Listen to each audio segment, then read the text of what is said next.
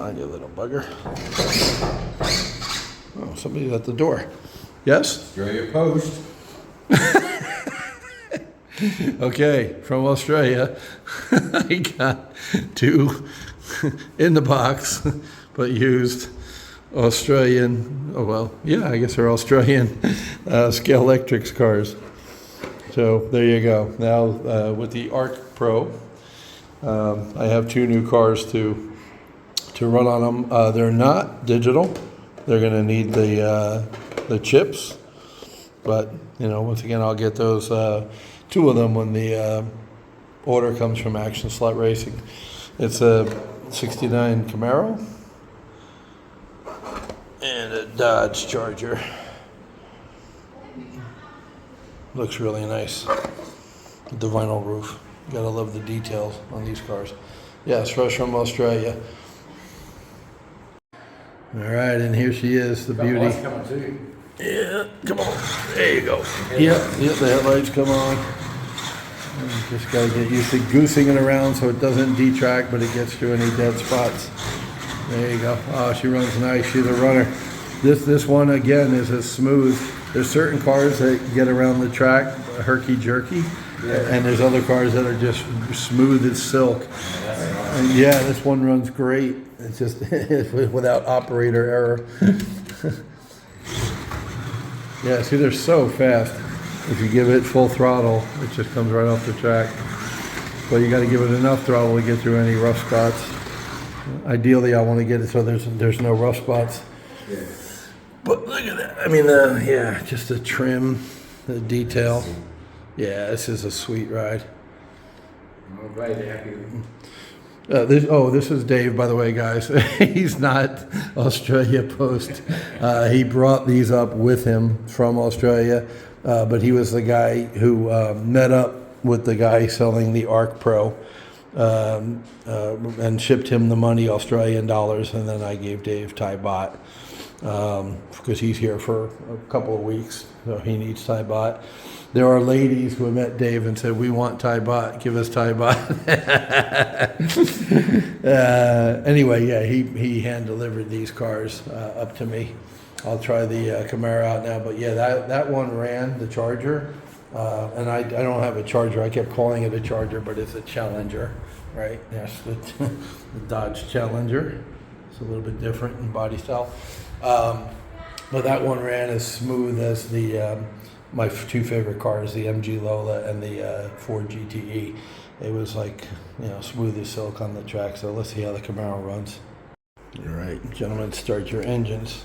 It's the blue Camaro. Whoa, quick again, yeah. Wow. Yeah, just, you see the cars without a lot of miles on them, so to speak. A lot of inches, a lot of centimeters. Yeah, it's a whole different league from, like, well, for instance, this Camaro here that came with the set. I'll run that around real quick if it will go around.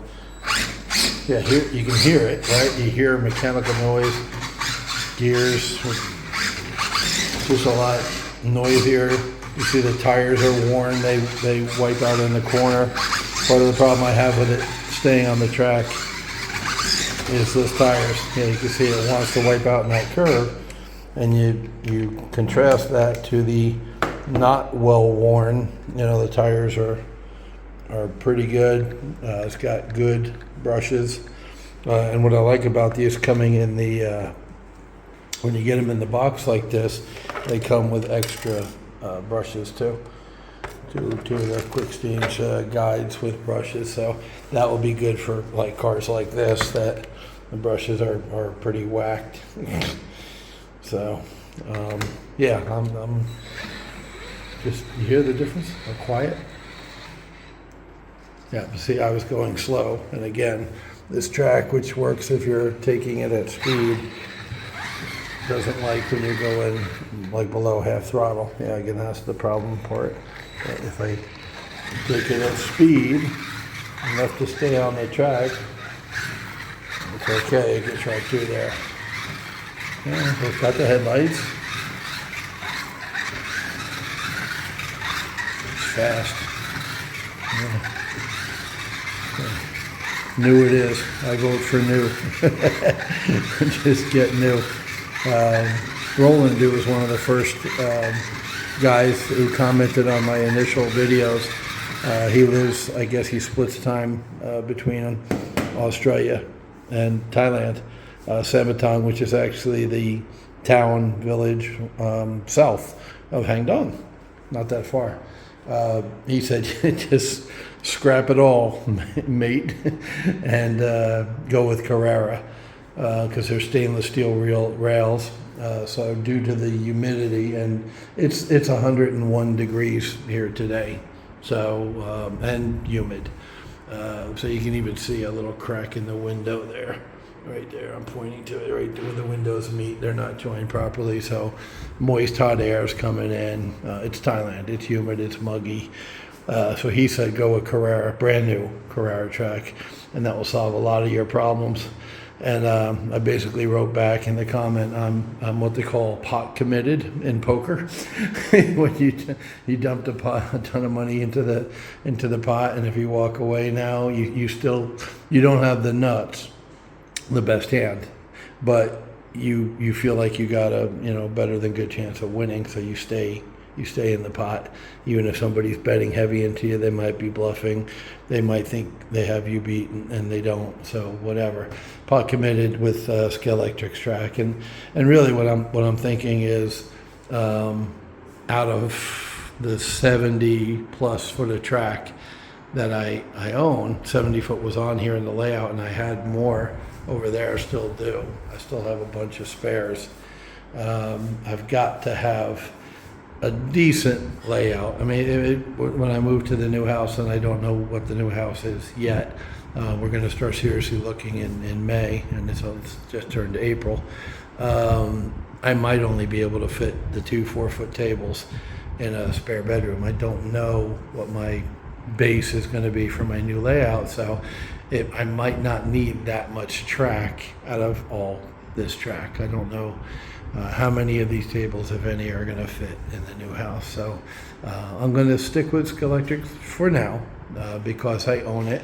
And at this point, honestly, I would think, like I bought the Arc Pro base, I would lean towards, if I need more track, because none of this is any good, which I have trouble believing, but just if none of this track is any good, I'd rather go buy a brand new non-digital scalextric set and just use that track, because I've already gone into the Arc Pro. I've already got the 6 wireless controllers. I've got the tablet with the race management software on it. And with a lot of these cars, what I'll wind up doing is putting new tires on, because I think tires are half my problem. Like you saw what happened with this Camaro. It's the tires. The tires are absolute shit. They're old, they're worn, they're dirty, and yes, I have cleaned them, but they just, the track gets dirty. Again, as Roland pointed out, humidity, Thailand, like the track is a never-ending thing that needs to be cleaned, but even though Carrera is stainless steel, you still need to clean the track, as far as the tires and the rubber on the track. The other reason that I'm against getting all new Carrera at this point, is because it's wide enough to run 124 scale cars, so the track is substantially wider and takes up more room. Knowing that I'm moving in June, I'm going to probably be downsizing. So the idea of getting bigger track that I could use less of for a layout for a given space, like that, I wouldn't be able to fit this a Carrera oval on here because the track is bigger. It's wider on both sides, so I think it would go off the edges. And I don't plan to run 124 scale cars. I've got all these 132nds. And some of them, as I mentioned in the prior video, I'll probably keep stock, like the Camaro and the Mustang that came with the set, the 2 Ford GT40s that came with the set, the Ferrari, the Corvette, the Porsche, like these, the street cars, basically, I could see leaving non-plug, non-digital, because I really don't want to cut up. Here you can see the vets are kind of unique. I did a video before where there's actually a little drivetrain here that goes underneath to the back wheels. It's got like a drive shaft going back to a gear on the rear axle. The motor's up here. That's unique. It's different with the vets. Both all the vet chassis have that. So that would stop me from drilling a hole there. This one actually has the door, but I don't know that I would ever digitize the street cars. And one idea I actually had in the last couple of days was having 2 tracks, depending upon what my new playroom looks like. I might literally run a analog track with one of the most reliable bass I can find out of the 3 I own, or buy a new one. I could buy a new non-digital bass and run a small track, maybe with more scenery, like a village type deal, a diorama, with the street cars, like a village type deal. And then the other track would be for the LMP cars, the race cars, in the Formula One, the 2 Formula Ones I picked up, and that'd be with the bank curve and stuff. That would be a racetrack, the pit stop, the little clock tower, the observation thing. All that would go on the race board, and the second layout. So in other words, I might wind up with 2 small layouts instead of 1 big one. So we'll see. The room is gonna kind of dictate that to me. So that's it. CM slots out, and I'll let you know when the thing arrives from England with the 2 crossovers and the pit lane. That's the next evolution for the simple oval. But good cars do get around the track pretty consistently. Again, if I give it at least half throttle, otherwise it gets stuck in the curves, which it's funny because this part right here looks pretty rough. This looks like the track from that set, but this is where it stops, and that piece of track actually looks really good. So yeah, I got to check the connections. Again, I did a video on checking connections and pushing. I used a pair of needle nose pliers to push the little flap down over the tube and all that. I can do all that. I will do all that. But this is the heart of the operation with its standard stock power pack. So I'm going to build off of this, as I said. I know this is good. This works. This has no problems. I'll add the 2 pieces of crossover track when they come, and 2 cars. I'm getting 2 cars with 2 chips, so that will also start me out. I won't be able to run 4 or 6 cars on the track because I don't have 4 or 6 chips, but I'll get those in short order. But I'll be able to switch over to digital and run the 2 cars once they come from Action Slot Racing. So that's it for now.